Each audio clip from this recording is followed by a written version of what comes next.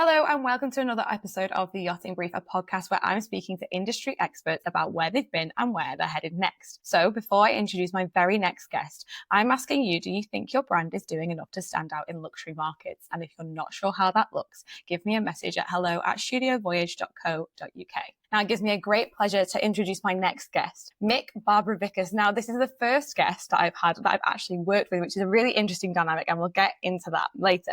So, as I introduce Myk, I'm going to tell you about his life. So, Myk is a seasoned yachting professional who has worked his way from deck into the shipyard.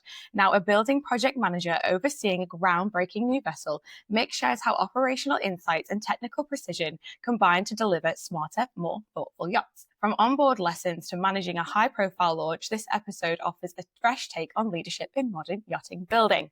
Hello, Myk. Hi, Kate. How are you? I'm very good. Nice to see you. I know. So we'll start from the very beginning in your case, because obviously I know a little bit about your background and like how you got into the industry. But if you want to share with listeners about, the very start for you, how did you get into this industry? Yeah, so very start of it was very interesting. I was quite young. I grew up sailing and kind of the whole environment and being around yachts and the marinas and doing a lot of sail races. I was lucky enough to kind of get curious, I would say, of what life was like on board these big boats. So very young me and very brave me went over to one boat and asked if they needed any help. And I said, look, I've come off of that little small one that's there. We've been racing in the regatta at the moment. And they're like, oh, well, okay, it's a bit of a different world on here. It made me even more curious. But I ended up, getting my first job in that way. And where were you then? Were you in the Med side of the world? I was in Monaco, and if I remember correctly, it was the Primo Cup that we were participating in. It's quite a large regatta, and usually runs in January, so in the winter months, a little bit colder. Quite difficult to find, I would say, yachts that are looking for crew at that time of the year, but I was lucky enough. And that was your foot in the door? That was my foot in the door. And then it just kept going? Into the motor yacht side of things, and it just never stopped. And how long were you on board for, Myk? Because obviously now you are not on board. So tell us a bit about your time in the industry. Yeah, so I'm actually coming up to 11 years now in yachting. It's been 11 years of non-stop. I mean, I've had maybe good 3-4 months maximum at one time as a break in between, contracts and between rotations and between this and that. And last June was a very big pivotal decision where I actually moved a little bit more land-based. So that was my kind of transition into this other whole dimension of yachting that was very, very interesting as well. Absolutely. And you've had a really successful career. I remember when I was working with you, there wasn't a person that you didn't know in the industry. And even now when I'm, at these events or I'm on LinkedIn, you are connected with just about everyone, which is like obviously really impressive. And can you talk about some of the highlights of your career? Because you have a real passion for fishing. Right? Yeah, fishing's a big one for me. It's something, that I do in my free time, and I head out. I try to make fishing missions whenever I can, whether it's with my friends, with my family. And of course, this was definitely a pivotal kind of extra that I was looking for when I was even applying for jobs on yachts. So I was lucky enough. My previous employment was a very, very big fishing program. So that was quite exciting. I would say, to answer your question for the highlights, it's definitely been, I would say, catching massive, pelagic fish all over the world. And now if I think about it, it's like even the memories are coming back of just how we used to do all those fishing trips throughout the years. Yeah, you get nostalgic about it and then you realize like you've got to grow up. I spend my whole time doing that.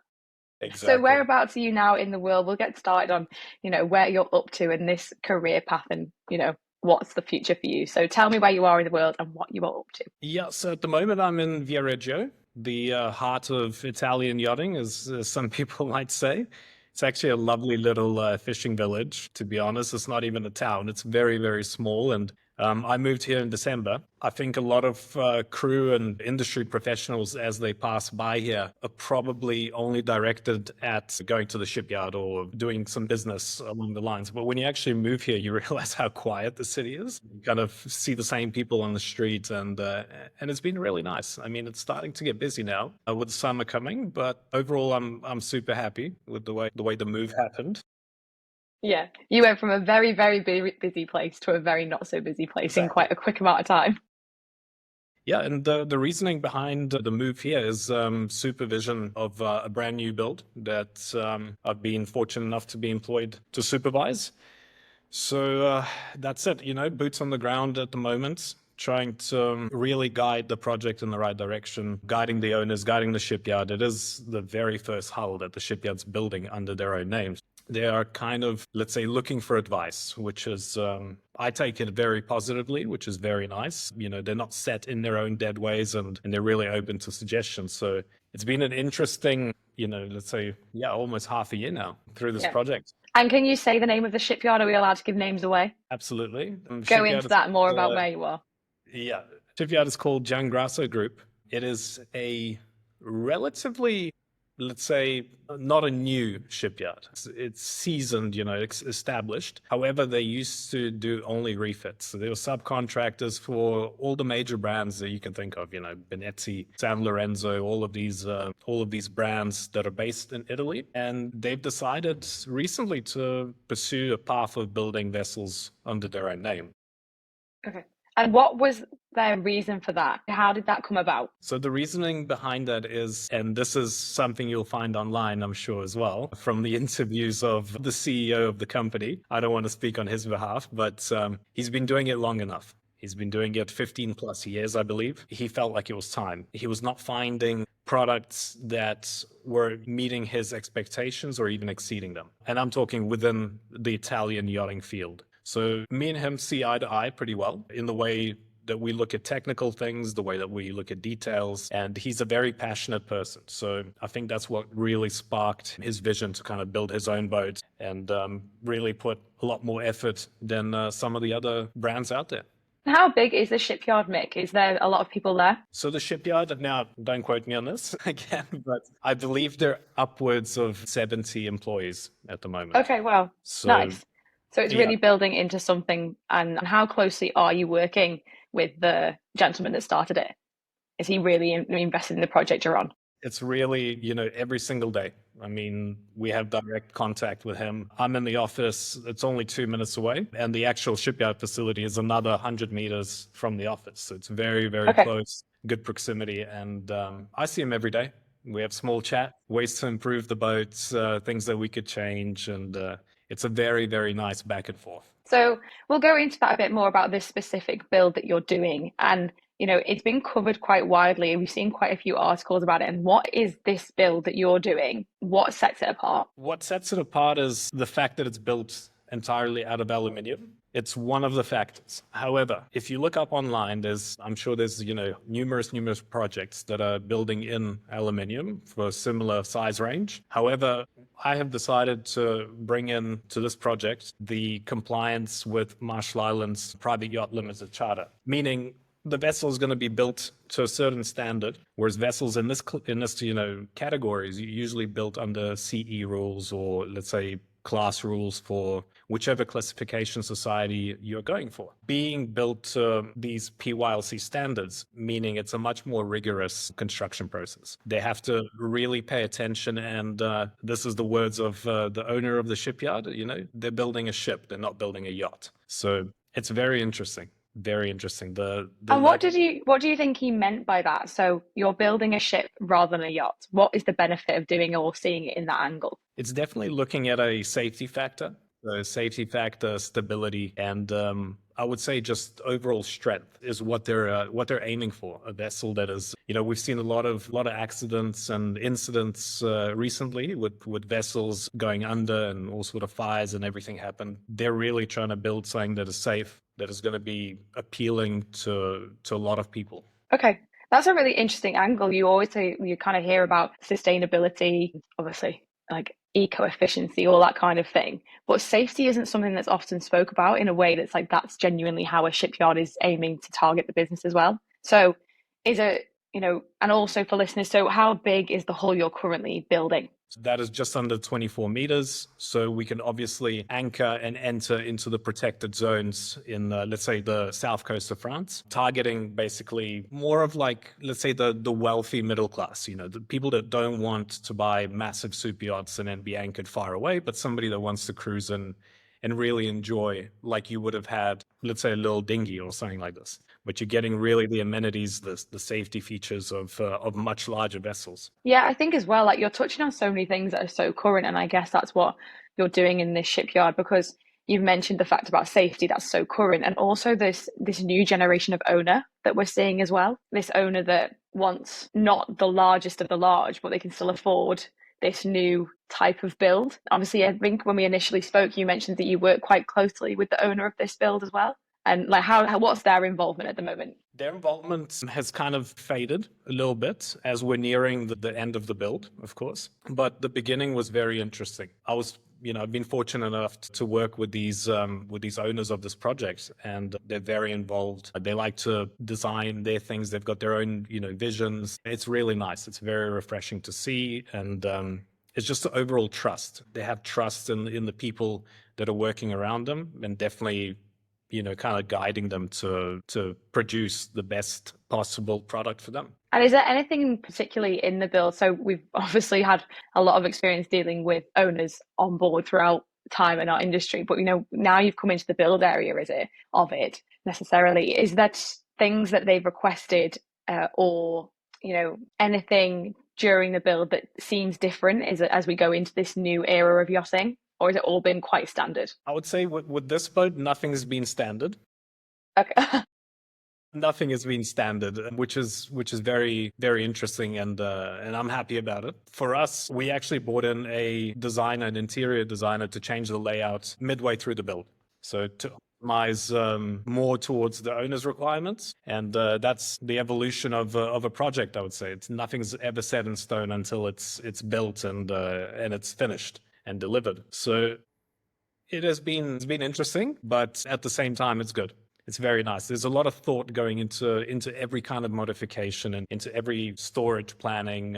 Everything has been really, really well thought out. And at the moment, so you are going to go on to captain this boat, aren't you, Mick? That was the initial plan. Is that still the plan? Yes, that is still the plan. I will be taking over the vessel when it is delivered. So obviously doing all the delivery protocols and captaining her at the very first Cannes boat show for the Giangrasso Group. That's exciting. And what do you think the benefit is of you seeing it from like build all the way through to catching it? Do you think that the shipyard and who you're working with is a real advantage to you feeding back throughout the season as well? I believe so. I mean, a lot of seasoned industry professionals and a lot of captains that have done builds will completely agree with me. It's very crucial to have people on the ground the earlier you can. Of course, that being for yourself, that where equipment is placed, how it is placed, modifying layouts, finding all these little faults. But the other thing is also for the shipyard to kind of really understand the owner's needs. We are the direct line from the owners to the yard, kind of the middleman, which saves them a lot of visits, so that they don't have to fly in. Let's say if they're from another country, they don't have to fly in, set specific dates. They can communicate straight through us, which is a lot easier for them to do. I believe the shipyard's taking it quite well as well. They're enjoying having somebody present that's the owner's representative and really kind of looking after the interests. Well, in my case, both parties are looking for the shipyard's interests and for the owners, trying to make just the project in general a success. And my knowledge of a shipyard building and obviously the management of it is real nil, so you're going to have to give some insight here. Do you think this is a normal way of shipyard building, or do you think this is quite like a modern and like this is a way of evolutionizing the way that people are building yachts now and the way they're putting captains on boats, or is this something that is happening in the industry anyway? It's something that's happening in the industry anyway. It's been happening for a long time. The way that new builds happen, there's always the owner's representative, which is usually the captain, who will select his own crew very early in the stages of the build. However, it's usually the captain and the engineer that would be following the project from the very beginning. Of course, later on, there'll be a chief stewardess, interior manager joining the project, who will subsequently select the crew later on. But the very beginning is always the captains and the engineers. And where are you up to on that journey? So you've obviously, how until launch? You said Cannes Boat Show, isn't it? I think we spoke. So no, technical launch is going to happen in July. Okay, May, June, July. What we're aiming for, and okay, the premiere of the yacht is going to be for the Cannes Boat Show. Of course, it will be delivered to the owner before that, hopefully well before that. And how are you looking? Are you on schedule for this, Mick? We're doing pretty good. Of course, there's always going to be a delay. I am yet to find, and if anybody that I know has worked in the shipyard that had zero delays, they'll be lying to me. It's just the nature of the game. It's it's just the way it Like is. that.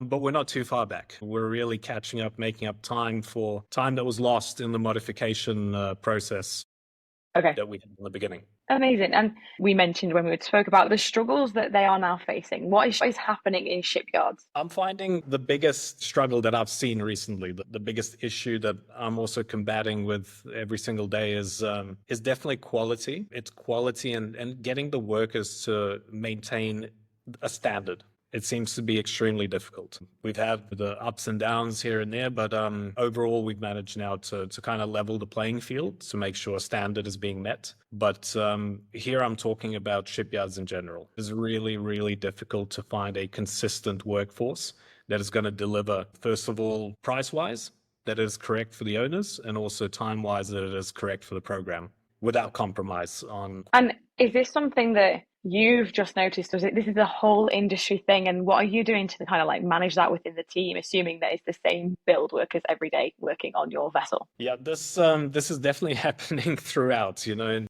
Okay. I can't answer on the behalf of any shipyards, as that's their own business, their own management. But it's really, I believe, about motivation.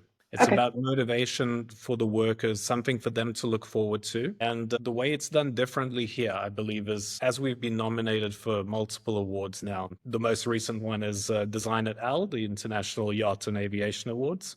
That has been shared with the workers. They see it. They see their project. The people that are actually hands-on, it gives them, I believe, I don't know if it's real or not, but I feel like it gives them something to kind of look forward to and really strive to be like, guys, okay, this is our labor, our work going into it. So let's do the work right. Do you think that's something that comes from, the level of yachts that you've worked on? I know, like to name a couple, I know where you'd have worked, but they were intense boats. And do you think that comes from a place of like needing that motivation when you were on board, or, you saw the benefits of the motivation, like because you've been on board and you've seen it, and now you've come into this new world, obviously the refit world, and is that like something you've brought with you? I I don't believe know. so.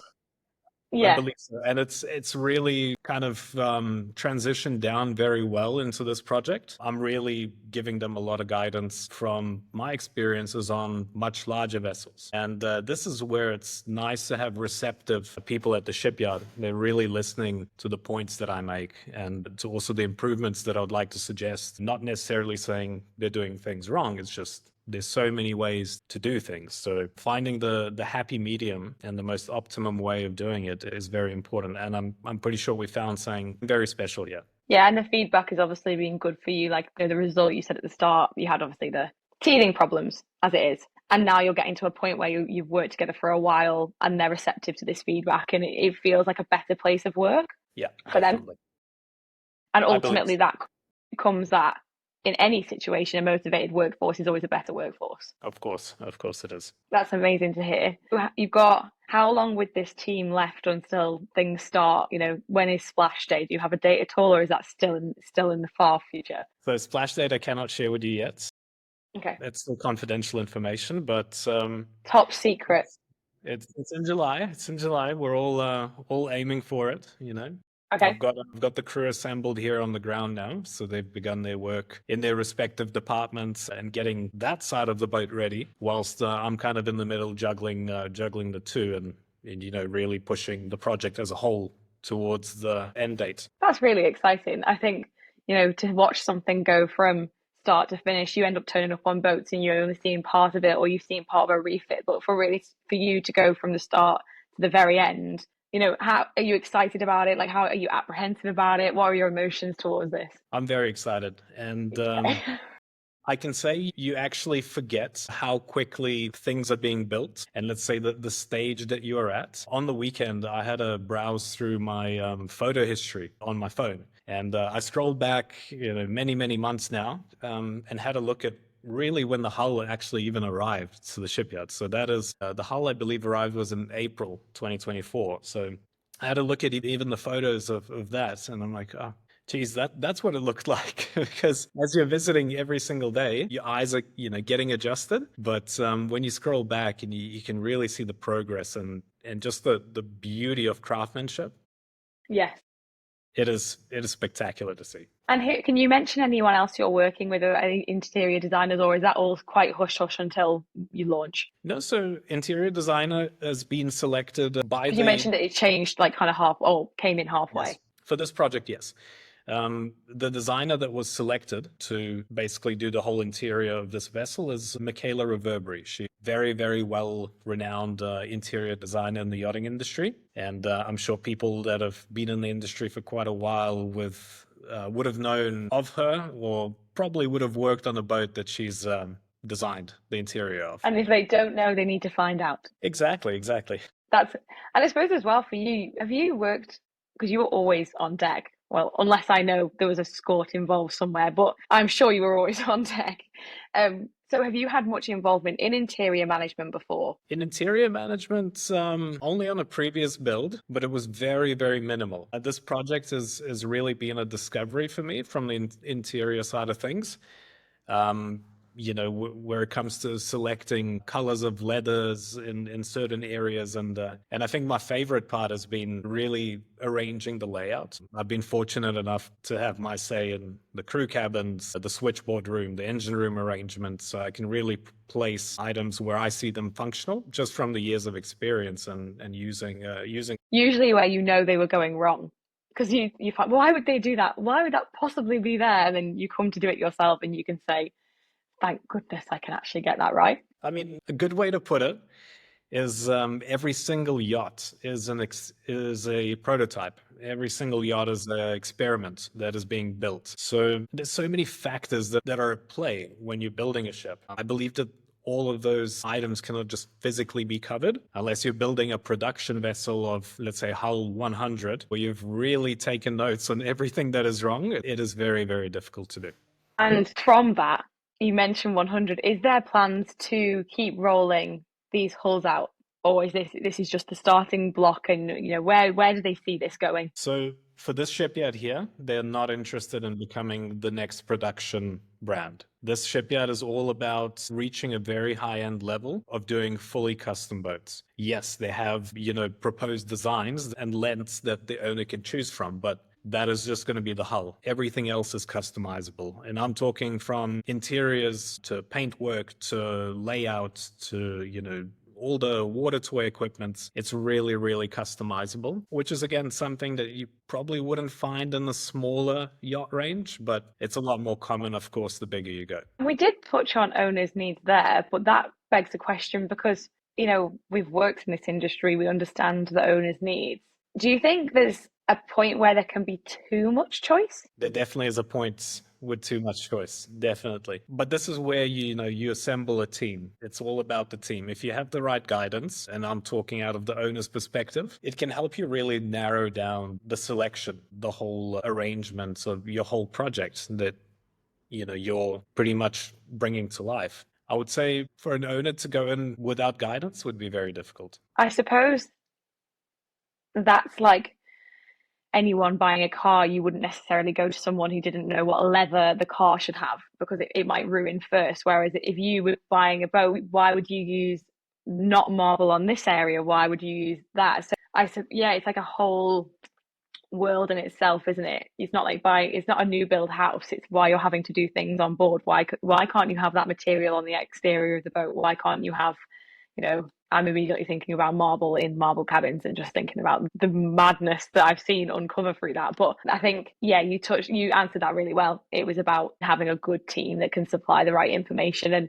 with the owners that you have of this boat, what's been the kind of the back and forth? Has it been they've listened quite well and you've, really enjoyed the process? It's been something that you've obviously learned from. It's definitely, a process that I've learned from.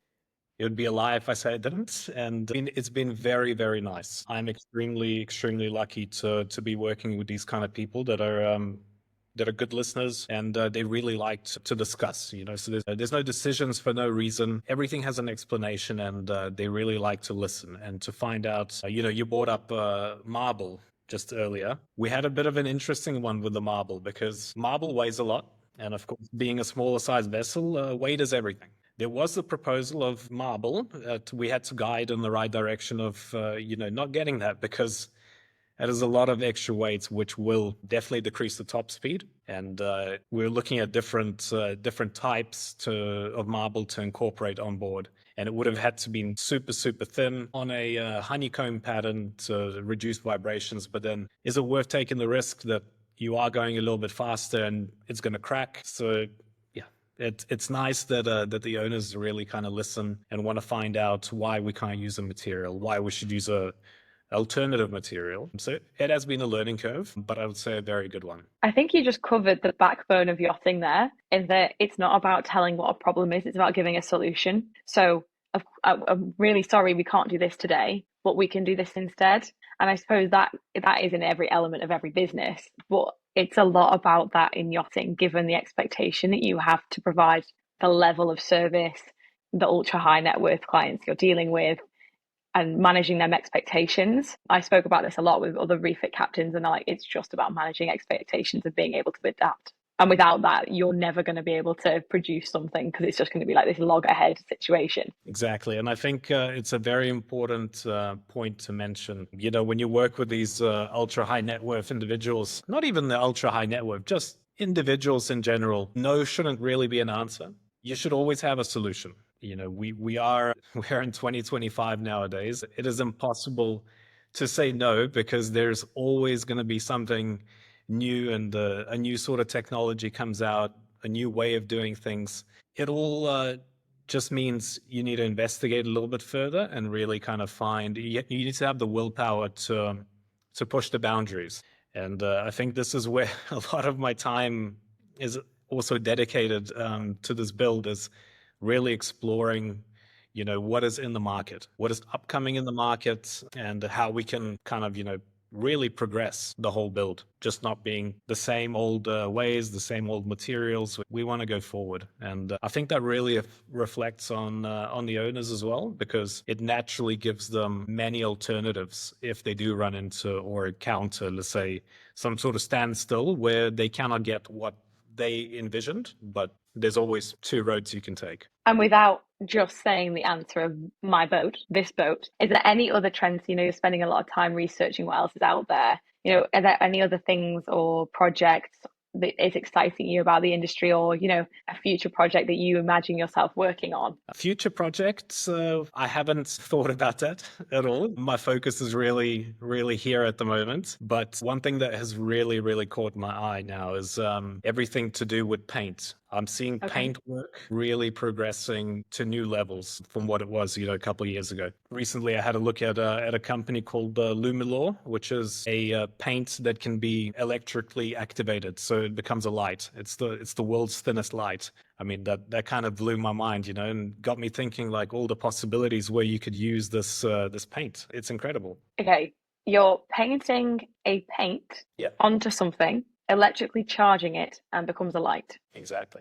I have so many questions. I have so many health and safety questions regarding this product. So is this currently being used in boats? Details of it yet, but I had a quick read on their website. It seems very, very exciting. And this is used in marine at the moment, or it's not quite made it there? It seems to be more in aviation. Okay. They seems to have been partnered with Airbus and some of the releases of their airplanes. And it looks very, very interesting. So I'm sure we'll be seeing a lot of yachts with fluorescent names and everything like this, and designs on the side of the hull. And I'm sure that's got me excited. That is something I can get behind, actually. Yeah, you're gonna have really, really cool. Who's coming onto the side of hulls. I mean, I am bored of a white hull, but also there are some dodgy paintwork out there, so I will take anything that will progress that. But also, to the trained eye, no one would notice that until you've become crew.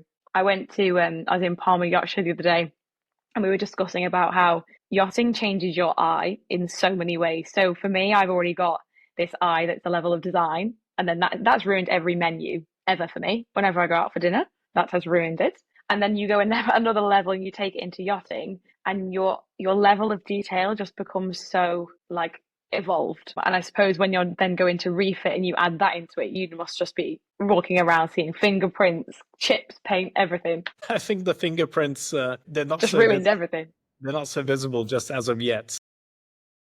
There's a layer of dust currently. Yeah, there's a layer of dust, but no, I completely understand what you're saying, and I'm the same way. I can't go more than 3 days without washing my my car, because that's what yachting has done to me. It needs to be spotless the whole time. I didn't go 3 days without washing my car. There you go. Yeah. Not a chance. How on earth do you have time for this, Mick? You're taking over the world of refits. Oh no, refits builds. You can always find a few minutes. It's all about planning. So I think an interesting question I can ask you, because I know you personally as well. What would your advice be to those who are currently in the yachting industry and trying to either move out or progressing away? Because it's a massive decision. You made it for family reasons as well. Like you've got so much going on. What would be your advice if you were trying to say to somebody to get involved in the more technical side on shore? For somebody that's in the yachting industry, the most important thing is to really, really start to get interested in different subjects. Okay. With that being said, just to elaborate a little bit, is you have to be interested in the way that certain things work and certain things are made, so that then you can find a solution on how to improve things. If you're just focused on one thing and you're like, okay, cool, well, I'm going to give this a go, see how it goes, and you're really not prepared to think outside the box and to really have the will to improve things, it's difficult. And I think this is what I've seen, and this is talking about a few of my friends that are doing some refits. It's really that struggle of wanting to improve things. It's like, okay, well, we'll fix it up this way like it's always been fixed, or we'll build it this way like it's always been built. It's not necessarily the correct way, but you really have to open your mind, is what I can say. You have to open your mind and kind of really try to think of ways you can improve. Do you think that's something that you were doing on board naturally and you didn't really realize? And then now that you're in the build aspect of it, because you've kind of taken all this in, you can adapt that into what you're doing now? Possibly.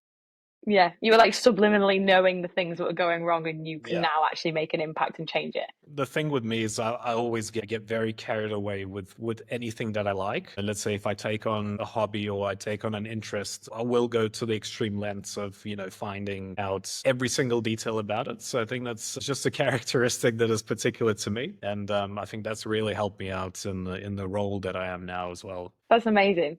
No, I think it's really exciting, and I'm excited to see where you kind of end up after this as well. Obviously, you mentioned that you're kind of head down, blinkers on, focusing on this project, but you've always been very aspirational, very motivated person. You've just mentioned there that you get really involved in things, and I just don't think that this project is the last we'll hear from you either. I think there'll be some really exciting projects. I hope it's not the last one. I'm definitely striving to, Yeah, I really hope it's not the last one. yeah. Definitely striving to to continue this side of my career. I'm really enjoying where I am now. It's giving me a nice balance between home and of course work, and a very different side of work, which I'm really enjoying. Do you think you were ready to leave? This feels like a natural progression for you, or do you think you could have carried on? No, I think this was exactly at the right time. Just leaving it on a very, very great note, and no hard feelings or anything, and it was just the perfect time, place. It connected well. Good. I'm so glad to hear that. So if people want to get in touch with you, Mick, where are you? Where can they find you? Yeah, so they can find me on social, of course, Yeah. on LinkedIn, on Instagram. I'm all over. If there's any questions that anyone wants to fire away at me, and always available. And your email, do you have an email as well that people can get at you? Yep, that's going to be mick@ocyachts.com. There you go. It's been an absolute pleasure. And I think, like I've just said, I'm really excited to see where this goes. I'm going to catch up with you at Cannes Boat Show, hopefully, see where everyone is. I know that you've got a presence there, so it'll be really exciting to see what you've been up to and really get to see this level of detail you've genuinely put your heart and soul into, it sounds, and been super passionate about. Interesting to see if you get that marble in there or if you don't. But it's been absolutely wonderful having you on, Mick. And wish you all the best. Yeah, thank you very much. Thanks for having me. It's been great. You're so welcome. Wonderful. So thank you so much for Mick coming on the Yachting Brief. And if you have any questions or you'd like to be covered on the next episode, give me an email once again at hello@studiovoyage.com.